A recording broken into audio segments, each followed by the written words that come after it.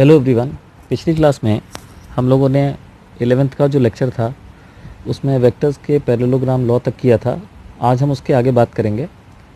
तो जैसा कि मैंने बताया था कि एक और मेथड होता है जिससे कि हम वेक्टर्स को ऐड करते हैं और उसको हम कहते हैं resolution.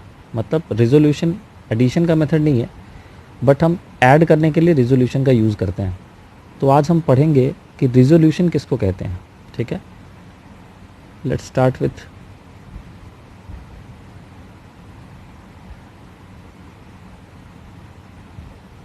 resolution of vectors in a two-dimensional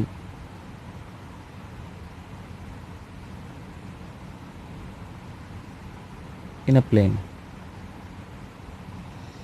देखिए, जो रिजोल्यूशन होता है उसका मतलब ये होता है कि आप जो पैरेललोग्राम लॉ के अंदर करते हैं आप ठीक उसका उल्टा काम करेंगे। अभी पैरेललोग्राम लॉ में क्या करते थे बताओ? पैरेललोग्राम लॉ के अंदर हम करते थे कि हम वेक्टर्स को, दो वेक्टर्स को जोड़ के रिजल्टेंट निकालते थे और उस रिजल्टेंट का फिर हम एंगल निकालते थे ए के साथ और बी के साथ। सही। रिजोल्यूशन में हम इसका ठीक उल्टा काम करते हैं। होता क्या रिजोल्यूशन? जैसे कि मान लीजिए ये एक वेक्टर है, ठीक है, और इस वेक्टर के दोनों साइड आपको दो डायरेक्शंस दे दिए जाएं, एक ये डायरेक्शन, एक ये डायरेक्शन। ठीक है, तो रिजोल्यूशन में आप क्या करते हैं कि इस वेक्टर को, अच्छा, ये दोनों डायरेक्शंस जो आपको दिए रहेंगे, इन दोनों डायरेक्शंस का आपको एंगल दिया रहेगा वेक्टर के साथ, अल्फा बीटा, इस तरह से। ठीक है, और वेक्टर का नाम मान लो आर वेक्टर हो गया, मैग्नीट्यूड आर हो गया। तो रिजोल्यूशन में हम क्या करते हैं कि इस वेक्टर का इन दोनों गिवन डायरेक्शंस में कंपोनेंट निकालते हैं। मतलब एक वेक्टर को दो वेक्टर में स्प्लिट करने को रिजोल्यूशन बोलते हैं। ठीक है, 2D में जब हम करते हैं तो दो वेक्टर्स में स्प्लिट करते हैं। हम 3 डायमेंशनल जब रिजोल्यूशन करते हैं तो हम वहाँ पे वेक्टर्स को 3 वेक्टर्स में तोड़ते हैं। तो अभी बेसिकली जो हम काम कर रहे हैं उसको हम कहते हैं 2 डायमेंशनल रिजोल्यूशन। क्या कहते हैं उसको? 2 डायमेंशनल रेजोल्यूशन कहते हैं उसको। ठीक है, so 2 dimensional resolution in a plane हम रिजॉल्व कर रहे हैं वेक्टर्स को। तो आपको करना ये है बस कि इसी वेक्टर का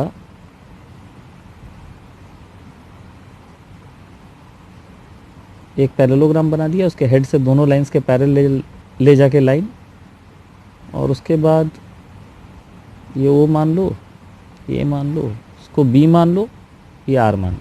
ठीक है, तो इससे फिर हम ओ ए और ओ बी, इसके दो कंपोनेंट्स निकालेंगे।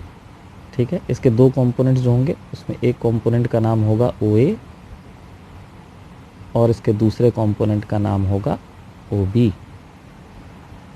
यानी हम इसको वापस से आर को ए वेक्टर में और बी वेक्टर में तोड़ देंगे। ठीक है, तो डेफिनेशन क्या हुआ रेजोल्यूशन का कि splitting a vector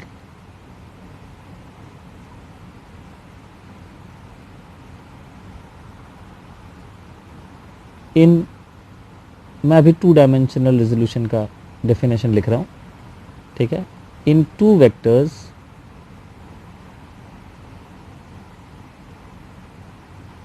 on either side of it,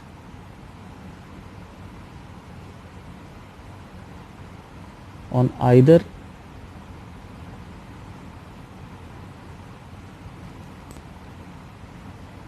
side of it in 2 given directions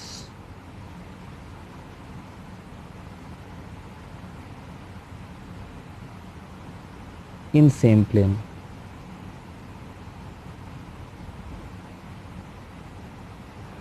ठीक है, मतलब वेक्टर्स और उसके कंपोनेंट्स जो होंगे वो कोप्लानर होंगे। कहने का मतलब ये है। तो इसको हम कहते हैं रिजोल्यूशन इन अ प्लेन। ठीक है, तो ये तो हुआ रिजोल्यूशन इन अ प्लेन। अब इसी में एक टर्म होता है रेक्टेंगुलर रिजोल्यूशन, जिसको कि हम लिखते हैं 2 डायमेंशनल रेक्टेंगुलर रेजोल्यूशन। तो टू डायमेंशनल रेक्टेंगुलर रेजोल्यूशन का क्या मतलब होता है?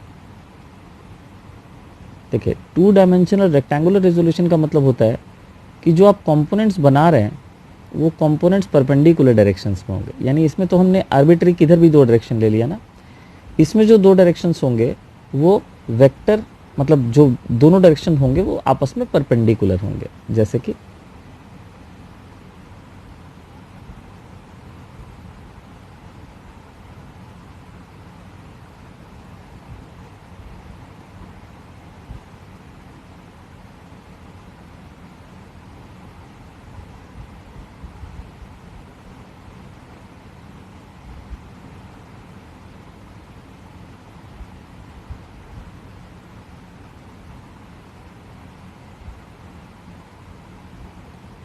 ये देखिए, ये दो डायरेक्शंस आपको परपेंडिकुलर डायरेक्शंस मिले रहेंगे और बीच में आपका वेक्टर दिया रहेगा। ठीक है, अभी ये वेक्टर आर है अपना और इसकी मैग्नीट्यूड है आर, एक्स एक्सिस से इसका एंगल दिया रहेगा अल्फा। ठीक है, तो दूसरे एक्सिस से एंगल देने की ज़रूरत ही नहीं क्योंकि दूसरा एंगल ऑब्वियसली 90 माइनस अल्फा हो जाएगा। ठीक है, तो इसमें फिर से आप वैसे ही करेंगे। आप पहले पैरेललोग्राम बनाएंगे, इसके हेड से दोनों डायरेक्शंस के पैरेलल लाइन खींचेंगे। तो वहाँ पैरेललोग्राम बनता था, यहाँ रेक्टेंगल बनेगा, इसीलिए नाम पड़ गया रेक्टेंगुलर रेजोल्यूशन।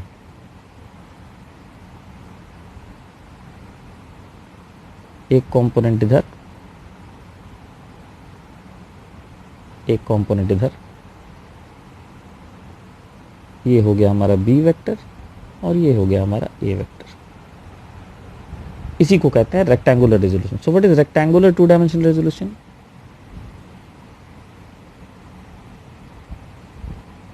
सेम वही डेफिनेशन है, splitting a vector along two perpendicular given directions on either side of it in same plane.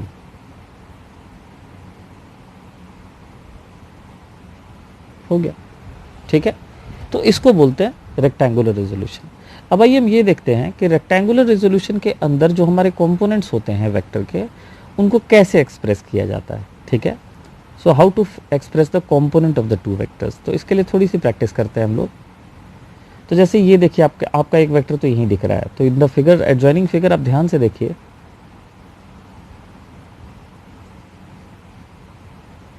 In the figure above क्या हम ये लिख सकते हैं कि हमारा जो आर वेक्टर होगा वो ए वेक्टर और बी वेक्टर के जोड़ के बराबर होगा? लिख सकते हैं। चलिए अब ये बताइए कि जो ए की लेंथ होगी उसकी लेंथ से अगर आर के लेंथ को डिवाइड करेंगे तो क्या हमें कॉस अल्फा मिलेगा? मिलेगा, यानी कि ए की वैल्यू आर कॉस अल्फा हो जाएगी। उसी प्रकार बी बाई आर अपन करेंगे अगर, तो क्या हमें साइन अल्फा मिलेगा? तो इसका मतलब बी की वैल्यू हो जाएगी आर साइन अल्फा। लेकिन अगर इस ए को मैं वेक्टर फॉर्म में लिखता हूं तो चूंकि इसकी डायरेक्शन एक्स की तरफ है, तो क्या मैं इसको लिख सकता हूं वेक्टर फॉर्म में आर कॉस अल्फा आई? बिल्कुल लिख सकता हूं। और इसी तरह से बी वेक्टर को क्या मैं लिख सकता हूं आर साइन अल्फा इंटू आई? ठीक है, लिख सकता हूं। तो अब हमारा जो आर वेक्टर हो गया उसको मैं लिख सकता हूं magnitude of r cos alpha i magnitude of r sine alpha जे।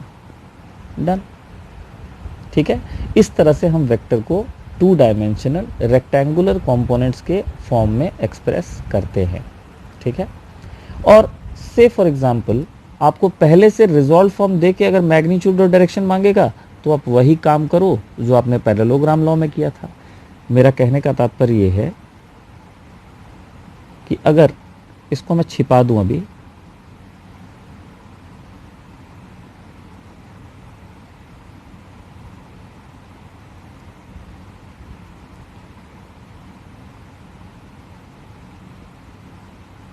और मैं ये बोलूं कि मेरे पास एक वेक्टर दिया हुआ है,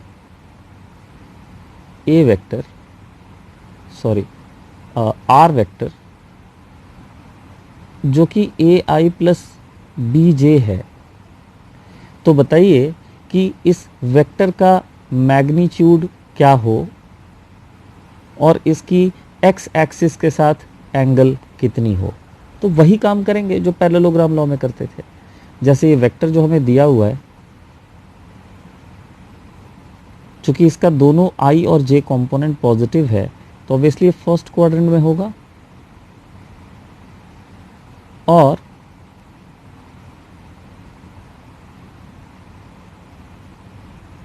ये हमारा वेक्टर हुआ, ये हमारा ए वेक्टर होगा, ये हमारा बी वेक्टर होगा।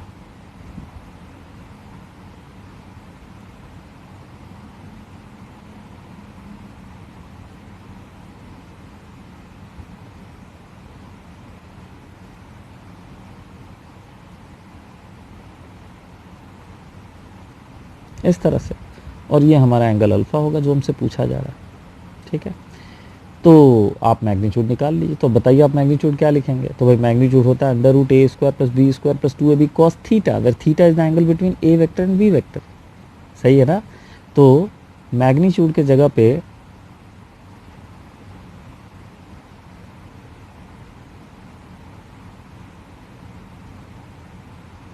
हम क्या लिखेंगे बताइए, under root of a square plus b square. क्यों? क्योंकि ए और बी के बीच में एंगल कितना बताइए, 90 डिग्री। तो कॉस थीटा वाला टर्म तो ज़ीरो हो जाएगा। और टैन अल्फ़ा साफ साफ दिख रहा है हमें कि टैन अल्फ़ा की जो वैल्यू है वो बी बाई ए है। तो अल्फ़ा को लिख देंगे टैन इनवर्स बी बाई ए। तो आप रिजॉल्व फॉर्म में अगर कोई वेक्टर दिया हुआ पहले से, तो आप उसकी मैग्नीट्यूड और एक्स के साथ या वाई के साथ जैसा आपको इच्छा हो वैसे एंगल भी लिख सकते हैं। अगर वाई के साथ एंगल लिखते तो tan inverse a by b लिखते आप। ठीक है, तो देखिए ये कहानी है कुल मिला के। अब आइए एक क्वेश्चन लेते हैं, और क्वेश्चन से हम ये देखते हैं कि रिजोल्यूशन का उपयोग करके किस तरह से हम बहुत सारे वेक्टर्स का एक साथ एडिशन कर सकते हैं, और फिर उस रिज़ल्ट को किस तरह से हम मैग्नीट्यूड उसका और डायरेक्शन एक्सप्रेस करते हैं। So we are moving on to a question now.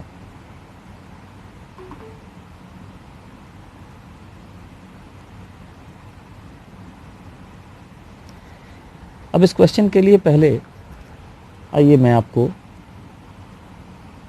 एक सिचुएशन देता हूं।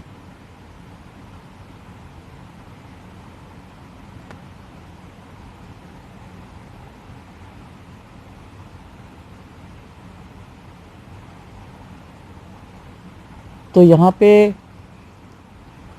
ये डायरेक्शन ईस्ट का डायरेक्शन दिया हुआ है, ये डायरेक्शन वेस्ट का डायरेक्शन, सॉरी नॉर्थ का डायरेक्शन दिया हुआ, ये वेस्ट का दिया हुआ, ये साउथ का दिया हुआ। ठीक है, उसके बाद एक बॉडी है,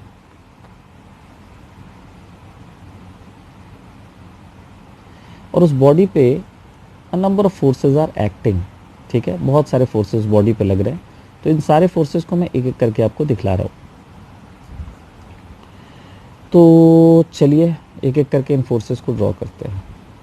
तो सबसे पहला फोर्स देखिए ये है। ठीक है, अब भाई इस फोर्स का जो मैग्नीट्यूड है F1 का वो है 5 न्यूटन, और इसकी एंगल बन रही है यहाँ से 37 डिग्री के बराबर। ठीक है, फिर हम लेते हैं दूसरा फोर्स। तो दूसरा फोर्स बना हुआ है, मान लें आप इधर।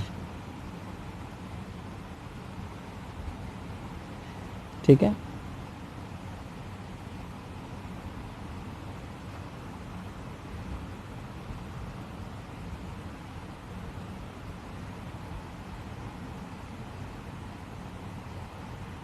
थोड़ा सा रुकिए।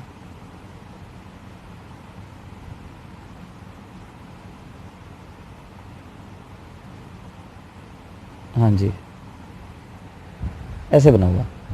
अब देखिए ये जो दूसरा फोर्स है इसको हम डिनोट कर रहे हैं F2 से, इसकी मैग्नीट्यूड है 10 न्यूटन और इसका यहाँ से जो एंगल बन रहा है वो है 53 डिग्री।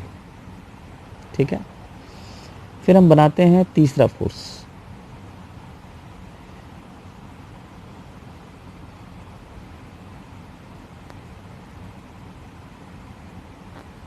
ये हमारा बॉडी ओरिजिन से डिस्प्लेस हो गया था तो मैं उसको रिकंस्ट्रक्ट कर रहा हूँ।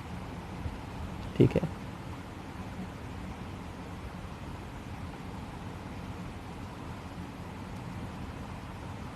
North east west south. Okay, हाँ जी, तो मैं क्या कह रहा था, मैं कह रहा था तीसरे फोर्स के बारे में। तो तीसरा फोर्स जो है वो यहाँ पे दिख रहा है और इसका मैग्नीट्यूड है F3 का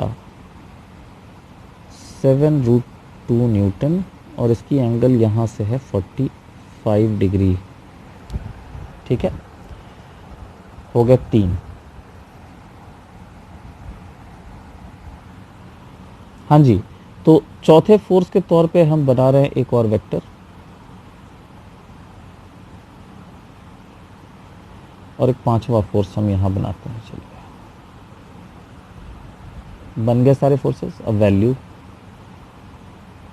चौथे फोर्स की वैल्यू है से फॉर एग्जांपल 3 न्यूटन और पांचवें फोर्स की वैल्यू है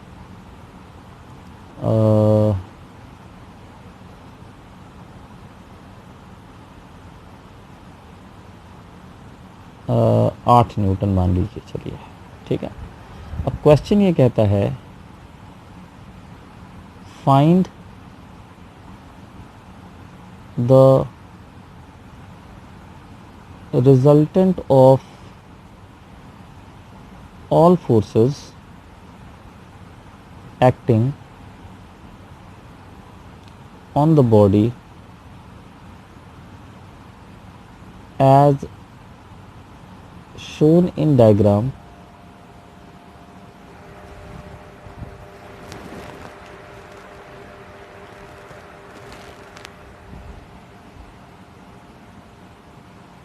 and also its magnitude and direction। ठीक है, तो केवल यही नहीं देखना है कि क्वेश्चन कैसे सॉल्व होगा, ये भी देखना है कि आंसर को कैसे एक्सप्रेस करना है। ठीक है, अब देखिए, सबसे पहली बात, जो वेक्टर पूरी तरह से x की तरफ या y की तरफ है उन वेक्टर्स को तो केवल i या फिर j के फॉर्म में लिखेंगे। जैसे कि हमारा सबसे पहले हम F4 उठाते हैं यहाँ से, तो F4 देखिए 3 न्यूटन का मैग्नीट्यूड है उसका, और ये पूरा का पूरा फोर्स x डायरेक्शन में है। अगर मैं ईस्ट को x डायरेक्शन मान लूँ और नॉर्थ को y डायरेक्शन मान लूँ, ऑब्वियसली साउथ नेगेटिव y हो जाएगा, वेस्ट जो हो जाएगा नेगेटिव x हो जाएगा। तो 3 न्यूटन का फोर्स पूरी की पूरी तरह से ईस्ट के तरफ है, तो इसका जो यूनिट वेक्टर होगा वो कितना होगा, i कैप होगा। इसी प्रकार से जो हमारा F5 है, क्या हम उसको लिख सकते हैं -8 न्यूटन इंटू जे, क्योंकि उसका डायरेक्शन नेगेटिव y की तरफ है, तो उसका यूनिट वेक्टर क्या होगा बताइए, उसका यूनिट वेक्टर हो जाएगा -j। तो जो कम्प्लीटली x की तरफ होंगे या कम्प्लीटली y की तरफ होंगे या नेगेटिव x की तरफ होंगे या नेगेटिव y की तरफ होंगे, उनको तो i j के टर्म्स में लिख देना। अब जो इंक्लाइंड होंगे उनको कैसे लिखना है ये समझिए। तो जैसे अब मैं आ रहा हूँ फोर्स F1 पे, तो F1 लिखते समय पहले तो आप इसके दोनों कंपोनेंट लिख दीजिए। एक तो 5 cos 37 था, जैसे हमने तोड़ा था ना उधर, r cos alpha r sin alpha. अब देखिए, याद रखने के लिए बता रहा हूं, जिसके साथ एंगल बनेगा उधर कॉस वाला कंपोनेंट जाएगा। आप देखिए यहाँ पे जब डायग्राम हमने बनाया था, एंगल किसके साथ बन रहा था इस डायग्राम में, देखिए एंगल बन रहा था ए के साथ। ठीक है, तो ए को हमने कितना लिखा था, ये देखिए ए का वैल्यू आया था r cos अल्फा, सही है ना। फिर हमने उसमें यूनिट वेक्टर लगाया था, जिधर एंगल बनेगा जिससे उधर कॉस वाला कंपोनेंट जाएगा, हमेशा ऐसे याद रखिए इसको। तो एंगल किसके साथ बन रहा है भैया, तो एंगल बन रहा है x के साथ, तो x के तरफ जाएगा इसका कॉस वाला कंपोनेंट, और x की तरफ का यूनिट वेक्टर क्या होता है, x की तरफ का यूनिट वेक्टर होता है आई कैप। तो अगर एक इधर चला गया, मेन वेक्टर बीच में हो गया, तो दूसरा कंपोनेंट ऑब्वियसली इधर जाएगा ना, तो दूसरा कंपोनेंट का यूनिट वेक्टर हो जाएगा j प्लस j। ठीक है, तो इस तरह से आप उसको स्प्लिट करेंगे।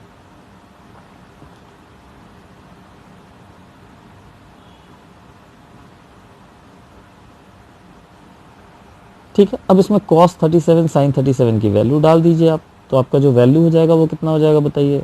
cos 37 is 4/5, so this becomes 4i plus 3j। ठीक है, न्यूटन। अब इसी बेसिस पे आप स्प्लिट करिए। चलिए अगले फोर्स को यानी F2 को, तो F2 के भी इसी तरह से दो कंपोनेंट लिख दीजिए, 10 cos 53 cos 53 डिग्री और 10 sin 53 डिग्री लिख दीजिए दोनों कंपोनेंट। अब बोलिए किधर जाएगा cos वाला, तो इस बार एंगल किसके साथ बन रहा है बताइए, एंगल बन रहा है y के साथ, तो cos 53 में j वेक्टर लिखिए। फिर ये मेन वेक्टर हो गया, तो दूसरा कंपोनेंट किधर जाएगा, ऑब्वियसली परपेंडिकुलर और दूसरी तरफ। मेन वेक्टर हमेशा बीच में होगा, एक कंपोनेंट एक तरफ एक कंपोनेंट दूसरी तरफ। तो इधर तो नेगेटिव x है, नेगेटिव x का यूनिट वेक्टर होता है माइनस आई कैप, तो उसको इस तरह से लिख देंगे हम। अब आप देखिए यहाँ पे, अब इसकी वैल्यू डालिए, cos 53 की वैल्यू जो होती है वो होती है 3/5, तो ये हो जाएगा 6j, और sin 53 4/5 होता है, तो हो जाएगा -8i न्यूटन। चार फोर्सेस को तोड़ दिया हमने। ठीक इसी तरह से हम लास्ट वाले फोर्स को भी तोड़ेंगे, जो कि सामने आपको दिख भी रहा होगा। तो अब हम तोड़ेंगे F3 को। सो F3 इज ईजी। ठीक है, तो क्या लिखेंगे इसको, 7√2 cos 45 जो कि जाएगा -i की तरफ, एंड 7√2 sin 45 जो कि जाएगा -j की तरफ। तो ये सॉल्व करके आ जाएगा -7i -7j न्यूटन। आपको मैं ये भी समझा दूं कि ये जो डायरेक्शंस होते हैं इनको लिखा क्या जाता है। देखिए ये जो F4 दिया हुआ है इसको गौर से समझिएगा, ये ईस्ट के साथ एंगल बना रहा है 37 डिग्री और नॉर्थ की तरफ बना रहा है। हो सकता है क्वेश्चन सेटर आपको ये डायग्राम ना दे, लेकिन वो डायग्राम नहीं देगा तो लिखेगा कि F4 की डायरेक्शन जो है वो 37 डिग्री नॉर्थ ऑफ ईस्ट है, ऐसे भी लिख सकता है। तो इस बात को हमेशा याद रखिएगा कि ऑफ के बाद जिसका नाम लिखा हुआ है एंगल उसी से बन रहा है। ठीक है, नॉर्थ ऑफ ईस्ट जिसकी तरफ बन रहा है वो ऑफ के पहले लिखना है। ठीक है, सॉरी ये तो मैं F4 के बारे में बात कर रहा था, F4 तो इधर है, ये जो टर्म होगा आई एम सॉरी, ये मुझे F5 के लिए लिखना है, एंगल तो यहाँ बन रहा है ना। सो F5 is 37 degree north of east, F4 is purely east है, F4 is purely east, and what about F2 that is 53 degree. इसको देखो, इसका एंगल नॉर्थ के साथ बन रहा है, तो ऑफ के बाद होगा नॉर्थ, और किधर बन रहा है, वेस्ट की तरफ बन रहा है। ठीक है, नॉर्थ से वेस्ट की तरफ बन रहा है, तो इसको लिखेंगे 53 डिग्री वेस्ट ऑफ नॉर्थ। ठीक है, 7√2। अब देखो जिसका 45 बनेगा उसमें कुछ नहीं लिखना है, अगर साउथ और वेस्ट के बीच में तो केवल साउथ वेस्ट लिख दो, वो जो एग्जामिनर है वो समझ जाएगा कि 45 डिग्री का एंगल है, इसमें एंगल लिखने की जरूरत नहीं। 8 न्यूटन को साउथ लिखेंगे। तो हो सकता है आपको ये डायग्राम ना दिया रहे और डायग्राम की जगह ऐसे बताया रहे कि कौन सा फोर्स किधर लग रहा है, तो जो नोमेनक्लेचर होता है वो मैंने आपको भी समझाया। ठीक है, ऑफ के बाद उसका नाम लिखना जिससे एंगल बन रहा है, ऑफ के पहले उसका नाम लिखना जिसकी तरफ बन रहा है एंगल। अब हम रेजोल्यूशन कर चुके हैं, अब देखिए आगे का प्रोग्राम क्या है। आगे का प्रोग्राम ये है कि इन सभी वेक्टर्स के x कंपोनेंट को अलग जोड़ दो। ठीक है, क्योंकि x कंपोनेंट तो या तो पॉजिटिव होगा या नेगेटिव होगा, सपोर्ट करेगा तो ऐड होगा, ऑपोजिशन में होगा तो माइनस होगा, तो वो तो स्केलर कंपोनेंट्स हैं। ठीक है, तो उनको आप एल्जेब्रिकली जोड़ सकते हैं। तो आइए आई कंपोनेंट्स गिनते हैं हम लोग। तो ये देखिए यहाँ पे एक आई कंपोनेंट हमें दिख रहा है, ये है आई कंपोनेंट। ठीक है, तो 3 हो गया यहाँ पे, और यहाँ पे 4 आई हो गया। ठीक है, 3 और 4 दूसरे कलर से लिखते हैं इसको कि आप इजीली समझ पाए। तो देखिए 3i यहाँ पे है, फिर 4i यहाँ पे है, तो ये कितना हो गया 7i और minus 8i is minus 1i, minus 1i minus 7i is minus 8i। So net force का i कंपोनेंट है माइनस 8i। फिर j गिनिए, देखिए माइनस 8j और 3j, ये कितना हो गया minus 5j, minus 5j plus 6j कितना हो गया plus j minus 7j is minus 6j। तो इन सब के i को हमने अलग जोड़ दिया और j को अलग जोड़ दिया। तो जोड़ने के बाद हमारा जो फाइनल आंसर आता है बच्चों रिजल्टेंट फोर्स का, वो कितना आता है, वो आता है माइनस 8i माइनस 6j, वो आता है minus 8i minus 6j Newton. अब आते हैं इसकी मैग्नीट्यूड और डायरेक्शन कैसे लिखी जाती है और निकाली जाती है। तो सबसे पहले उसी एक्स वाई कोऑर्डिनेट पे आप इस फोर्स को दोबारा बनाइए जिस पे आपने क्वेश्चन आपको दिया गया था। तो ये था हमारा y और ये था हमारा x, ठीक है, जो कि था ईस्ट वेस्ट नॉर्थ साउथ, ठीक है। अगर दिया रहे तो, नहीं तो आप अगर x दिया हो तो x ही लिखिए, north south east west question में लिखा हुआ तो आप लिखेंगे। अब आपका ये जो वेक्टर है इसको गौर से देखिए, इसके दोनों कंपोनेंट्स जो है वो नेगेटिव हैं, तो x वाला नेगेटिव हुआ मतलब इधर बनेगा,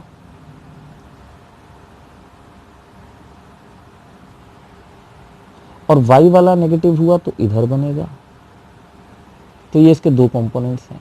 अब इन दोनों कंपोनेंट्स का हमें क्या लेना है बताइए, हमें लेना है इनका रिजल्टेंट, ठीक है। तो हम इसका रेक्टेंगल कंप्लीट करेंगे पहले, ठीक है। अब हम इसकी रिजल्टेंट ड्रॉ करेंगे यहाँ पे। तो ये देखिए ये होगा हमारा रिजल्टेंट, ये ऐसा लगेगा देखने में, ठीक है। अब इसके कंपोनेंट्स के हम नाम लिखते हैं। तो भाई ये वाला है 8 न्यूटन का और ये वाला है 6 न्यूटन का, जस्ट मैग्नीट्यूड लिखना है। और मान लीजिए हम ये एंगल निकालना चाहते हैं, इस एंगल को हम अल्फ़ा लिख देते हैं। ये देखिए डायग्राम थोड़ा बड़ा कर दिया मैंने, ठीक है। अब आप मैग्नीट्यूड लिखिए। तो बताइए हमने क्या डिसाइड किया था, हम किस तरह से मैग्नीट्यूड निकालते हैं। तो जो x के साथ मल्टीप्लाइड होता है उसका स्क्वायर, और जो जो i कैप के साथ मल्टीप्लाइड होता है उसका स्क्वायर, और जो j कैप के साथ मल्टीप्लाइड होता है उसका स्क्वायर। तो आंसर क्या आ जाएगा बताइए, √8 square plus 6 square. So what is the magnitude of the resultant force? That is 10 Newton. And what about direction? Tell me what is tan alpha? So tan alpha is how much? That is 6 divided by 8.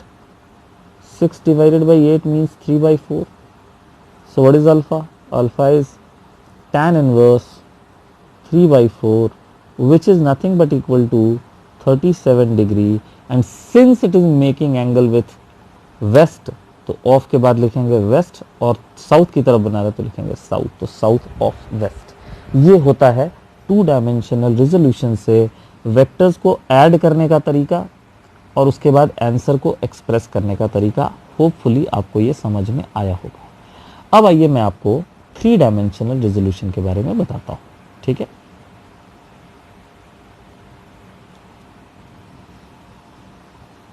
So 3 dimensional resolution,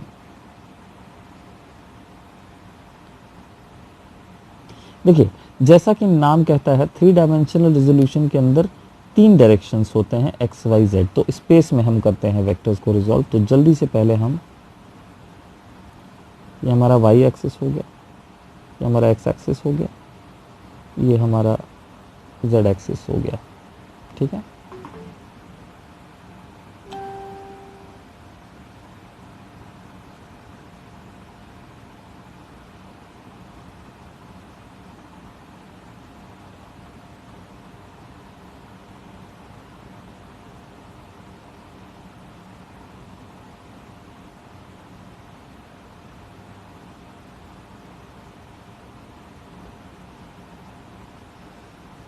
x Y जी और अभी क्या है, आपको एक vector सोचिए, अगर बना हुआ है ये वेक्टर आपके पास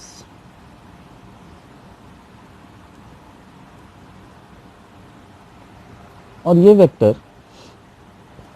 x के साथ अल्फा एंगल बना रहा हो, ठीक है, तो चलिए x की तरफ तो इसका कंपोनेंट r cos अल्फा हो जाएगा, जैसा कि हमने 2D में किया था, ठीक है, परपेंडिकुलर ड्रॉ करके। लेकिन अगर ये x के साथ अल्फा एंगल बना रहा है तो कोई जरूरी नहीं है कि y के साथ ये 90 माइनस अल्फा ही बना रहा होगा, ठीक है, because it is 3 dimensional vector. आप समझ रहे हैं ना बात को? 3D में सोचिए इसको, ये आपके कमरे की x एक्सिस आपके कमरे की लंबाई की तरफ है, y एक्सिस आपके कमरे की ऊंचाई की तरफ है, और z एक्सिस आपके कमरे की चौड़ाई की तरफ है। तो अगर बीचों बीच कोई वेक्टर पड़ा हुआ हो, तो बीचों बीच अगर कोई वेक्टर पड़ा हुआ हो तो इसका क्या मतलब हुआ? इसका मतलब ये हुआ कि एक से अगर एंगल आपको पता चल जाए तो दूसरे से आप कॉम्प्लीमेंट्री एंगल नहीं लिख सकते। तो इसमें आपको तीनों एक्सिस से एंगल जानना पड़ेगा वेक्टर्स का। y के साथ भी आपको एंगल गिवन होगा, ये आपको जानना पड़ेगा, और z के साथ भी आपको एंगल जानना पड़ेगा, gamma. Alpha beta gamma are the angle made with x y and z axis, ठीक है। सो आई सेइंग कि जैसा मैं कह रहा था कि the vector is making an angle alpha with x axis, beta with y axis and gamma with z axis. अब इसका रिजोल्यूशन जब आप लिखोगे तो आप तीनों कंपोनेंट्स कॉस लिखोगे, ठीक है, तीनों पे परपेंडिकुलर ड्रॉ करोगे।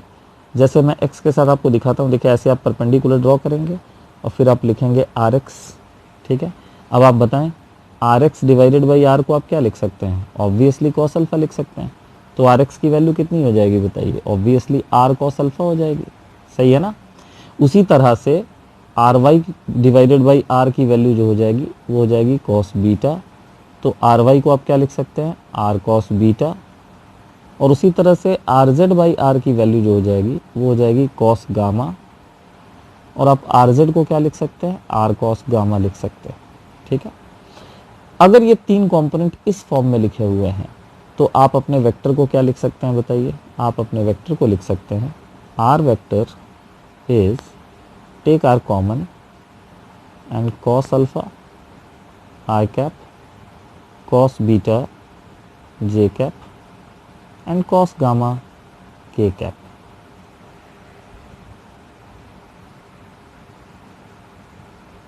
ठीक है,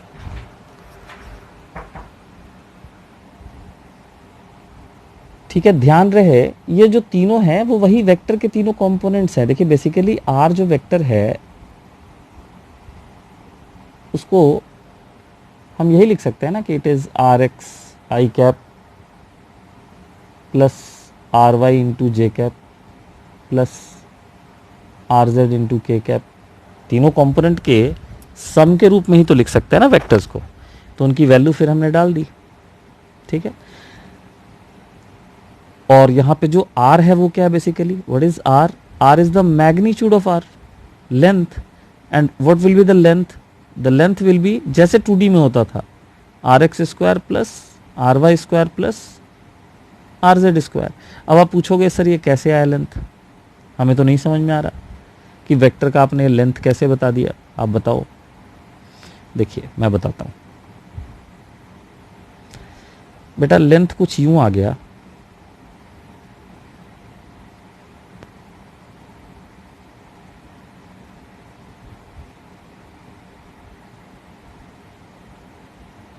लेंथ कुछ यूं आ गया कि जैसे ये जो डायग्राम मैंने बनाया ना इसको मैं थोड़ी अलग तरीके से बना के बताता हूँ आपको, हैं। देखिए ऐसा है, एक क्यूबॉइड समझ लीजिए,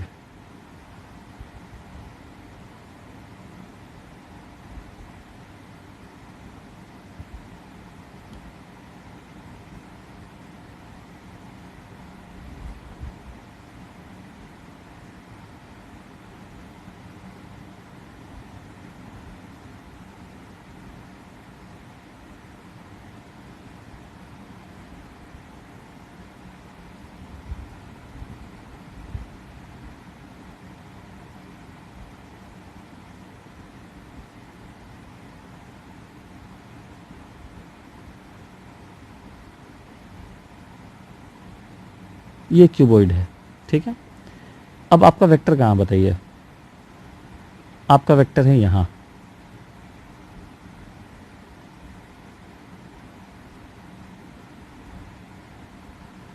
ऐसे है, याद रहे ये हमारा ओरिजिन हुआ करता था और इधर हुआ करता था हमारा x, इधर हुआ करता था y और इधर हुआ करता था z।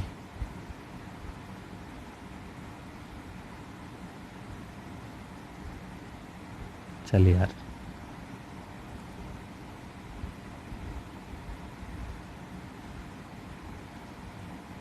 ठीक है। तो बेसिकली आपका ये जो आर वेक्टर है ये एक क्यूबॉइडिकल पोजीशन में है, यहाँ पे क्यूबॉइड के डायगोनल के पोजीशन में है, ठीक है। और इसके तीनों कंपोनेंट्स की लेंथ कितनी है, इसके तीनों कंपोनेंट्स की लेंथ कितनी है, तो एक कंपोनेंट आपने माना है एक्स की तरफ,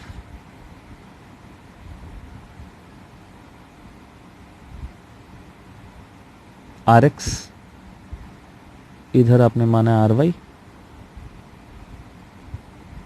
और इधर आपने माना है आर जेड। तो जो तीनों कंपोनेंट्स हैं namely r x, r y and r z, basically ये तीनों उस क्यूबॉइड के एजेस हैं, साइड्स हैं, ठीक है। आर एक्स लेंथ हो गया, आर जेड ब्रेड्थ हो गया और आर वाई हाइट हो गई। तो आपने जूनियर क्लासेस में पढ़ा होगा कि भाई डायगोनल जो होता है उसका लेंथ कितना होता है, it is under root of length square plus breadth square plus height square. तो इसी तरह से हमने यहाँ पे इसका मैग्नीट्यूड लिखा है। तो अगर आपका वेक्टर पहले से दिया रहेगा आई जे के फॉर्म में तो आप मैग्नीट्यूड इस तरह से लिख सकते हैं। अब एक बड़ा इंपॉर्टेंट सवाल हम डिस्कस करने वाले हैं और वो सवाल ये है कि हाउ टू राइट डायरेक्शंस, ठीक है। मैग्नीट्यूड लिखना तो सीख गए, direction of 3D vector, 3 dimensional vector की डायरेक्शन कैसे एक्सप्रेस करें। तो direction of 3D vector is expressed using direction cosines. Direction cosines की सहायता से आप उसके डायरेक्शन को एक्सप्रेस करते हो। देखिए 3 डायरेक्शन कोसाइंस होते हैं। सबसे पहले डायरेक्शन कोसाइंस होते क्या है समझ लीजिए, नाम क्यों पड़ा direction cosine. It is the cos of angle made by the vector with x axis, y axis and z axis. Vector का एक्स एक्सिस के साथ, वाई एक्सिस के साथ और जेड एक्सिस के साथ जो एंगल बनेगा उनका कॉस जो होता है उसको हम एल एम एन से दिखलाते हैं और इसी एल एम एन को हम कहते हैं डायरेक्शन कोसाइंस। डायरेक्शन कोसाइंस, तो डायरेक्शन कोसाइंस और कुछ नहीं है, direction cosines are basically l m n. अब आप खुद बताइए कॉस अल्फा की वैल्यू क्या होगी, कॉस बीटा की वैल्यू क्या होगी, कॉस गामा की वैल्यू क्या होगी। तो ये तो हम पहले ही लिख चुके हैं। यहाँ पे देखो कॉस अल्फा की वैल्यू कितनी है, r x by r, x component by magnitude. Cos beta की value y component by magnitude. Cos gamma की value z component by magnitude of the vector.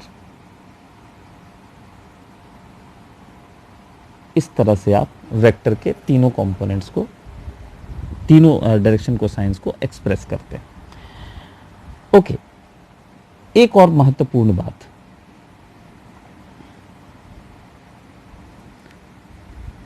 Relation between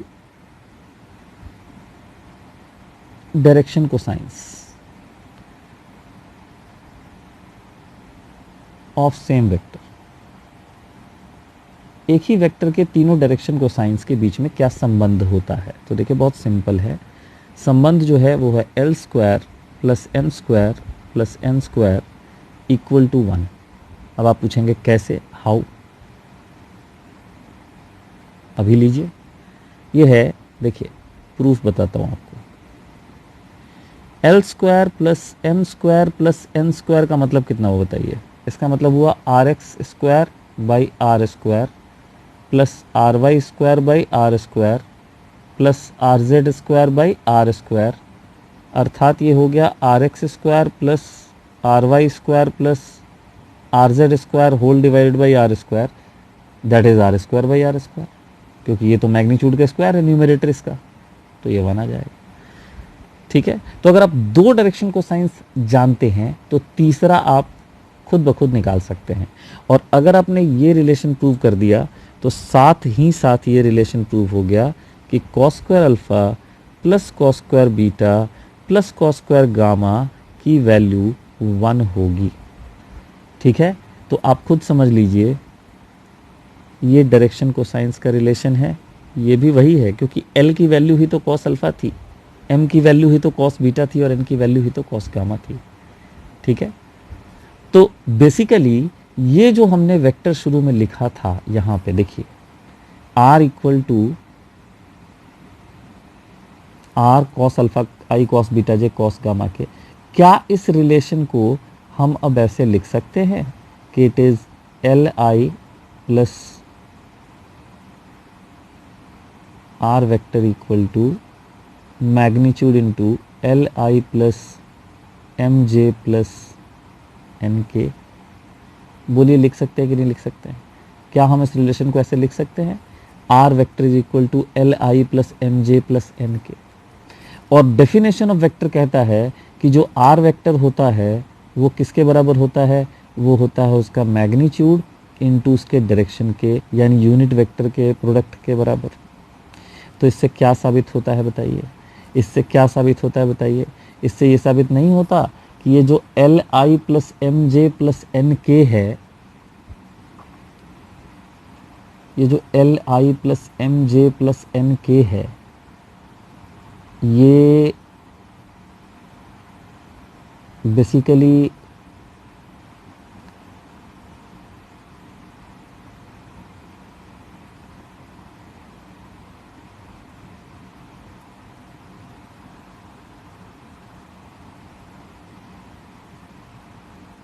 ये जो चीज़ मैं बता रहा हूँ ये बेसिकली इसी आर का यूनिट वेक्टर है। इन दोनों इक्वेशंस को कंपेयर करेंगे तो इससे क्या पता चलता है बताइए कि l i plus m j plus n k वाला जो पार्ट है वो यूनिट वेक्टर है, तो ऑब्वियसली उसका मैग्नीट्यूड 1 होना चाहिए। तो वहाँ से भी प्रूव हो जाएगा l square plus m square equal to 1। तो देखिए ये 3 डायमेंशनल वेक्टर था। इस पे हम लोग एक क्वेश्चन करेंगे अभी थोड़ी देर में और उसके बाद इस टॉपिक को हम वाइंड ऑफ कर देंगे। ठीक है,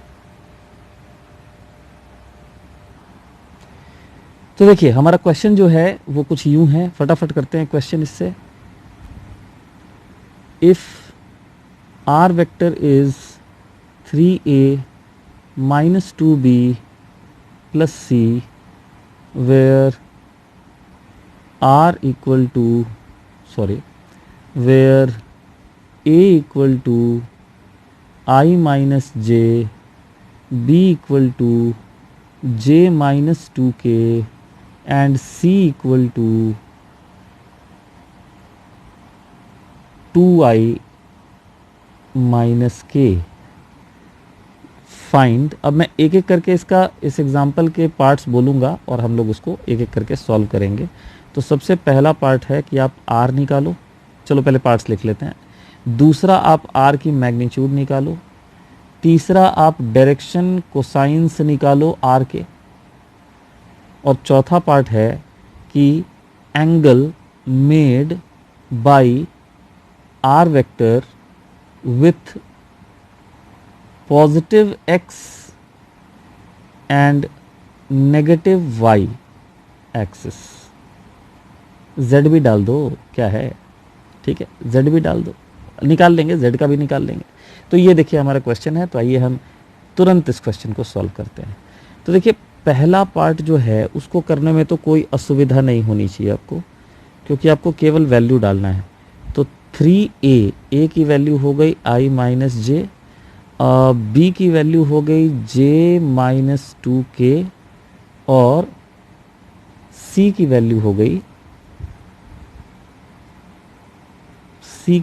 गई 2i माइनस k। ठीक है, अब हम अपना काम करते हैं फटाफट। तो 3i यहाँ और 2i यहाँ, 5i कैप आ जाएगा। Minus 3j minus 2j is minus 5j, is it? Minus 3j minus 2j is minus 5j, yes.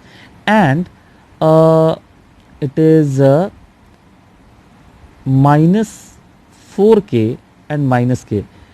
तो क्यों ना इसको, अच्छा चलिए ठीक है जो है। तो -4k minus k is -5k, no it's not -4k, it is +4k minus k is +4k +3k। तो ये आपका देखिए वेक्टर आ गया, ठीक है। ए पार्ट आ गया आपका वेक्टर। अब बी पार्ट में इसका मैग्नीट्यूड बताएं, तो मैग्नीट्यूड होगा √5² + 5² + 3²। तो ये हो जाएगा भाई 125, 25, 50, 50 और फिर 9 √59, ठीक है। अब आइए हम इसके डायरेक्शन को साइंस निकालेंगे। तो L की वैल्यू कितनी हो गई, RX/R हो जाएगी। RX/R कितना होगा, 5 डिवाइडेड बाई √59, और यही cos अल्फ़ा है, ठीक है। तो बताइए अल्फ़ा भी निकाल लेते हैं साथ साथ, तो हो जाएगा cos इनवर्स 5/√59, यही x के साथ एंगल है। उसके बाद आइए हम m की बात करते हैं। m की वैल्यू कितनी होगी बताइए, RY/R होगी। RY की वैल्यू कितनी है, -5, और मैग्नीट्यूड है √59। तो ये आपका m निकल गया, और यही cos बीटा है। तो अगर किसी ने आपसे बीटा एंगल पूछा है तो आप उसको लिखेंगे cos इनवर्स -5/√59। और इसी तरह से n की वैल्यू आएगी, n की वैल्यू हो जाएगी RZ/R, जिसको हम लिख सकते हैं 3 डिवाइडेड बाई √59। और अगर किसी ने आपसे पूछा कि भाई गामा कितना है, तो आप गामा भी लिख देंगे cos इनवर्स 3/√59, ठीक है। याद रहे ये कौन सा एंगल है, it is the angle between vector r and x axis. अब x हो, 7i कैप हो, 2i कैप हो, कोई भी i कैप हो, ठीक है, कोई भी i कैप, खाली i कैप लिखता हूं। ये कौन सा एंगल है, this is angle between r vector and y axis या j। और ये कौन सा वेक्टर है, ये कौन सा एंगल है, this is the angle between r vector and z axis और k, ठीक है।